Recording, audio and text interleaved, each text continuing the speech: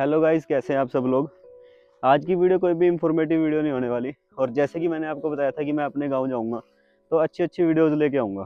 तो कल रात मैं और प्रशांत बाइक से यहाँ पे आ जाते हैं गांव में। और ये मेरा गांव है और ये आप देख सकते हैं इस टाइप की आर्किटेक्चर है यहाँ पे। ये जो है हमारा डंगरों का घर होता था, जिसको यहाँ पे ओबरा बोलते हैं, लेकिन जहाँ पे मैं रहता हूँ रायपुरानी में, वहाँ पे इसको बाड़ा बोलते हैं। आपकी लैंग्वेज में इसको क्या बोलते हैं आप जरूर बताना। तो भाई, ये जो आर्किटेक्चर है ना, ये प्रॉपर ईंट से नहीं बना, ये पूरा का पूरा पत्थर से बना है। मैं आपको अंदर से दिखाता हूँ एक बार। अब तो ये टूट गया। पहले यहाँ पे भी एक पीछे बिल्डिंग होती थी, मतलब बिल्डिंग का एक कमरा होता था और वो थोड़ा लंबा था, लेकिन ऊपर हमने गाड़ी खड़ी करने के लिए जगह बनाई है ना, तो हमने वो तोड़ दिया था। तो आप देख सकते हो कि इसमें ना अभी थोड़ा मेंटेनेंस का रहता है। छत वगैरह टूट गया क्योंकि बरसात में। अब क्योंकि हमारे पास डंगर नहीं है ना, पहले हम यहीं पे रहते थे तो हमारे पास डंगर होते थे और यहाँ पे टुक्की की मशीन होती थी, तो हम यहाँ पे टुक्की करते थे। और आप देख सकते हो पीछे कितनी सफाई से इसकी दीवारें बनाई गई है पत्थर के साथ। आप देखो, ये ना मतलब कि आज के टाइम में तो इसका कोई काम ही नहीं करता, कोई मिस्त्री है ही नहीं जिसके अंदर इतना दम हो कि पत्थर का काम कर ले। आज के टाइम पे तो सारे ईंटों का काम करते हैं। खैर, ये सारे पत्थर बड़े हैं जो हमने यहाँ से घर तोड़ दिया, उसके मकान था, मतलब जो भी डंगरों का बाड़ा। तो अब यही रहता है। बाकी मैं अब आपको अपने घर दिखाऊंगा। तो दोस्तों, ये वीडियो देखो कोई इंफॉर्मेटिव या फिर मोटिवेशनल वीडियो नहीं है। बस इसके अंदर मैं आपको दिखाना चाहता हूँ कि जो पहाड़ में लोग रहते हैं ना, वो कैसी ज़िंदगी जीते हैं। जैसे कि आज हम सारे, क्योंकि देखो यहाँ पे हमारा अकेला घर है ये गाँव के अंदर, और अकेले घर तक आने के लिए हमारी प्राइवेट रोड है।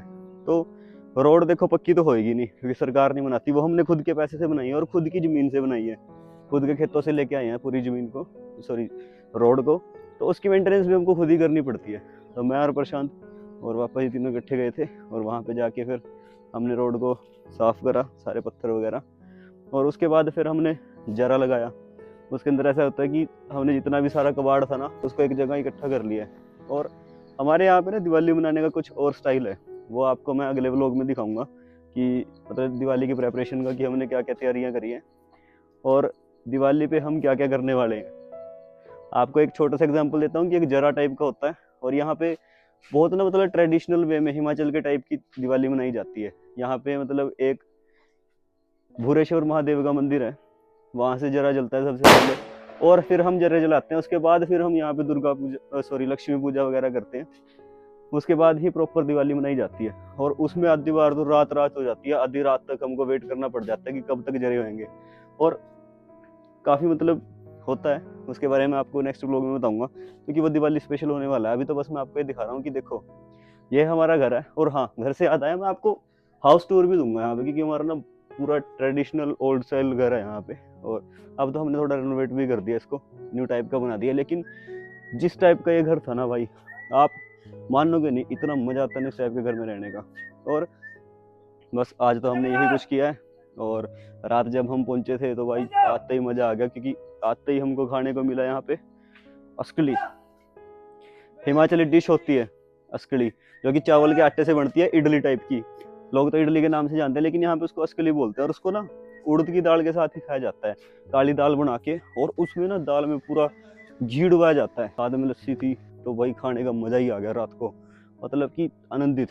प्रशांत तो आते ही सो गया था क्योंकि ये थका हुआ था, लेकिन मैं थका हुआ नहीं था, तो मैंने पहले आके खाना खाया अच्छे से। और उसके बाद इतनी अच्छी नींद आई ना भाई, क्योंकि यहाँ पे और जहाँ पे मैं रहता हूँ रायपुरानी में, क्लाइमेट में बहुत ही ज़्यादा फर्क है। अभी देखो प्रशांत क्या कर रहा है, कर दे। ये देखो गाइस क्या कर रहा हूँ, मैं डांस कर रहा हूँ। ये देखो क्या कर रहा हूँ। भाई मज़ा आ गया। ये जो देसी जुगाड़ है ना, ये लगा के चलो कि हमारे गाँव में हम सबसे पहले लेके आए थे। यहाँ पे तोपड़े तो बजते थे, लेकिन इस टाइप के नहीं बजते थे। यहाँ पे वो बजते थे जो पत्थर पे मारते हैं, क्योंकि लोग मतलब ऐसे दिवाली पे बजाने के लिए नहीं लेके आते थे। जैसे खेतों में कोई जानवर आ जाता है ना, उसको भगाने के लिए लेके आते थे, लेकिन वो बहुत ज़्यादा डेंजरस होता था। उसको एक ही साइड से मार सकते हैं, अगर उसको दूसरी साइड से मार देते हैं ना तो मुंह पे आग लगती है। और एक दो बंदे की चोट भी लगी थी। तो उसके बाद फिर हमने यूट्यूब पे देखा और फिर खुद ही देसी जुगाड़ बनाया। ये पाइप लेके गए और वेल्डर के पास से वेल्डिंग वगैरह की। लेकिन अब तो ये काफ़ी ज़्यादा फेमस हो गया, तो आस पड़ोस के बंदे भी लेके आ गए। नहीं तो पहले जो पीछे घर दिख रहा है ना आपको, थोड़ी दूर है घर, वो वही हमारे पड़ोसी हैं। वैसे देखो पहाड़ों में ऐसी दूर दूर घर होते हैं। तो वो मतलब सोच सोच के हैरान हो गए थे, पागल हो गए थे कि भाई तुमने मतलब कि इतने बड़े बड़े पटाखे कहाँ से ले लिए कि इतनी जोर जोर से बजते हैं। उनको थोड़ी पता था कि हमारे पास तोपड़ा है। तोपड़ा बोलते हैं इसको वैसे, आपको पता ही है, अब तो बहुत ज़्यादा फेमस है ये, हर गली में कोई ना कोई तोपड़ा बजाता मिल ही जाता है आपको। बम कम बजाते हैं आज के टाइम में, तोपड़ा ज़्यादा बजाते हैं, क्योंकि एक तो ये सस्ता पड़ता है और ऊपर से फिर इसमें आग नहीं लगानी, कुछ नहीं लगानी, बस अंदर बारूद भरो मारो टक्कर। गाइस बारूद नहीं, प्रोटीन। हाँ, और इसको ना मतलब जो हमारे भांजे हैं, क्योंकि देखो हमने ना इसको मसल विलेज के डब्बे के अंदर डाला है, तो उन्होंने इसका नाम प्रोटीन ही रख दिया कि ये प्रोटीन बॉम्ब है, हम इसके अंदर प्रोटीन डालते हैं और फिर फोड़ देते हैं, तो उन्होंने इसका नाम प्रोटीन बॉम्ब रख दिया। और प्रशांत तो तब से प्रोटीन प्रोटीन ही बोलता है इसको, मैं ही बोलता हूँ तोपड़ा, प्रशांत ने इसका नाम प्रोटीन ही रख दिया। और दोस्तों ये देखो हमारी टुक्की मशीन, जो मैंने आपको अभी ऊपर घर दिखाया ना, उसके अंदर ये टुक्की मशीन इस्तेमाल होती थी। इसके साथ मैं टुक्की किया करता था, हमारे पास मोटर नहीं थी, बस इसको ऐसे मैनुअली घुमाना पड़ता था हाथ से, और इधर से घास डलता और टुक्की होती है, और फिर हम अपने डंगरों को, जानवरों को डालते थे। हमारे पास भैंस होती थी, बैल होते थे, और गायें भी होती थी, और बकरियां भी होती थी। और हमारे पास ना मतलब जैसे खेतों में काम करने के लिए पहले नेपाली रहते थे, अंकल थे वो भी, मतलब अच्छे इंसान थे, बहादुर अंकल था उनका नाम। तो उनके लिए हमने ये घर बनाया था और इसी के अंदर वो रहते थे, तो ये उनके लिए घर था। तो गाइस जो बड़े बड़े लोग होते हैं ना, जो अमीर बंदे होते हैं, वो महंगी महंगी ज़मीन लेते हैं पहाड़ों में और फिर फार्म हाउस बनाते हैं कि हमको नेचर के अंदर रहना है और वहाँ पे हम ऑर्गेनिक खेती करेंगे। खैर ऑर्गेनिक खेती से मैं आपको एक बात बताता हूँ, देखो हमारे यहाँ पे ना कोई भी उड़द नहीं लगाता आज के टाइम पे, उड़द की दाल होती है जो, तो और इस बार 2-3 बंदों ने लगाए थे, लेकिन उनके उड़द नहीं हुए, सारी फलियाँ जो होती है ना खाली निकली, पाली निकली। लेकिन पापा जी के पास पुराना बीज पड़ा था कोई 1-1.5 किलो, और हमने ना उधर की तरफ, क्योंकि ये तो हमारे ओल्ड स्टाइल घर है, तो उधर की तरफ हम ना कुछ नए टाइप के मकान बनाएंगे, तो हमने वहाँ पे प्लाट सीधा किया है।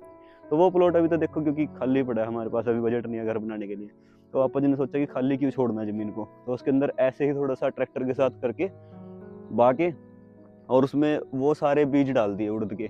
तो उस उड़द से आप मान लो कि नहीं, 1 किलो उड़द से यहाँ पे ये देखो भाई 15 से 20 किलो उड़द हुए हैं, ये सारे खाली फलियाँ उसकी। और ये देखो उड़द पड़ी है जो हमने हार्वेस्टिंग की है ना उड़द की, ये देखो प्रॉपर क्या बढ़िया उड़द की दाल है। बस इसको साफ करके और बस फिर ये खाने लायक हो जाएगी, फिर हम उड़द की दाल पूरा साल फ्री में खा सकते हैं। हमारे पास सिर्फ 1 किलो उड़द की दाल थी और हमारे पास उसी से 15-14 किलो दाल आ गई है, वो भी फ्री में। हमने कुछ नहीं किया, सिर्फ एक बार आगे उसको डाल दिया और ऑटोमेटिकली बस फिर हमने उसकी हार्वेस्टिंग कर दी।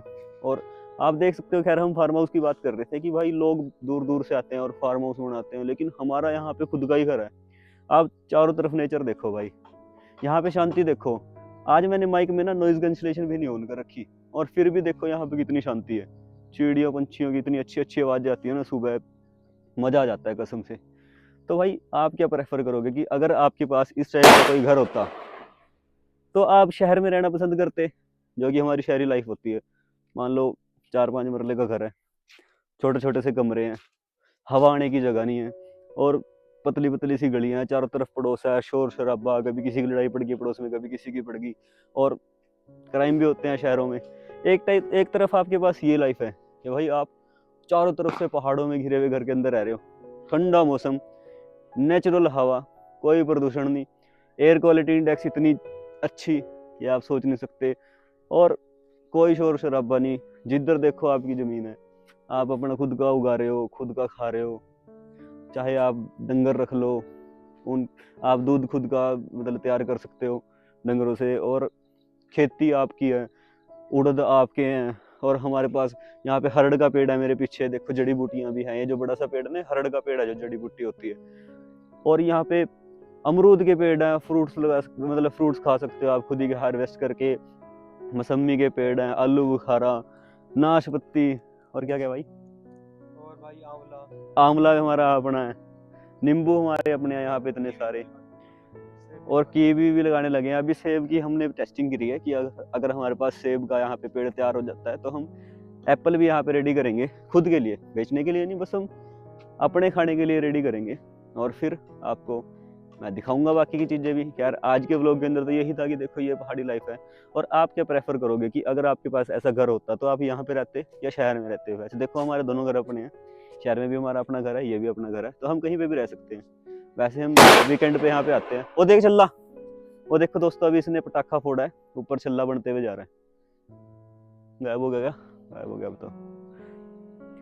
तो आप मेरे को कमेंट सेक्शन में जरूर बताना कि आप क्या प्रेफर करो। लेकिन यहाँ पे रहने के ना कुछ नुकसान भी है देखो भाई, क्योंकि मैं सिर्फ यहाँ की अच्छी चीज़ें नहीं बताऊंगा, क्योंकि वो तो फिर एक तरफी बात करनी हो जाएगी। यहाँ पे रहने का नुकसान ही है कि यहाँ पे रिसोर्सेज बहुत कम है भाई, कोई हॉस्पिटल नहीं है, स्कूल बहुत दूर है, और रोड भी जैसे मैंने आपको बताया कि खुद साफ़ करनी पड़ती है, कोई रोड की सुविधा भी नहीं है। अगर आप में गट्स हैं साफ़ करने के तो आप कर सकते हो, नहीं तो फिर रोड आपको गंदा ही यूज़ करना पड़ेगा। और फिर ये है कि आप यहाँ पे रहते हो ना, तो आपको बहुत ज़्यादा मेहनत करनी पड़ती है। ये नहीं है कि शहर में आप हफ्ते हफ्ते पूरा पड़े हो घर पे, ऐसा नहीं होता। यहाँ पे रहने के लिए आपको मेहनत करनी पड़ती है। रिसोर्सेज बहुत कम है क्योंकि पहाड़ी लाइफ है, लेकिन रिसोर्सेज अगर यहाँ पे हॉस्पिटल नहीं है ना, तो उसके पीछे कोई रीज़न है, क्योंकि यहाँ पे हॉस्पिटल की रिक्वायरमेंट ही नहीं है भाई। यहाँ के बंदे बीमार ही नहीं पड़ते। यहाँ पे हार्ट हार्ट क्या कहते हैं उसको, यहाँ पे हार्ट अटैक का केस आता ही नहीं भाई। यहाँ पे कोलेस्ट्रॉल वगैरह की दिक्कत नहीं होती, क्योंकि भाई आप ऑर्गेनिक उगाते हो, ऑर्गेनिक खाते हो। तो आप मेरे को जरूर बताना कि आप कौन सी लाइफ प्रेफर करोगे कमेंट सेक्शन के अंदर। तो मिलते हैं कल की वीडियो में। होपफुली मैं आपको कल अपना हाउस टूर दूंगा यहाँ का। चलो ठीक है भाई, मिलते हैं कल।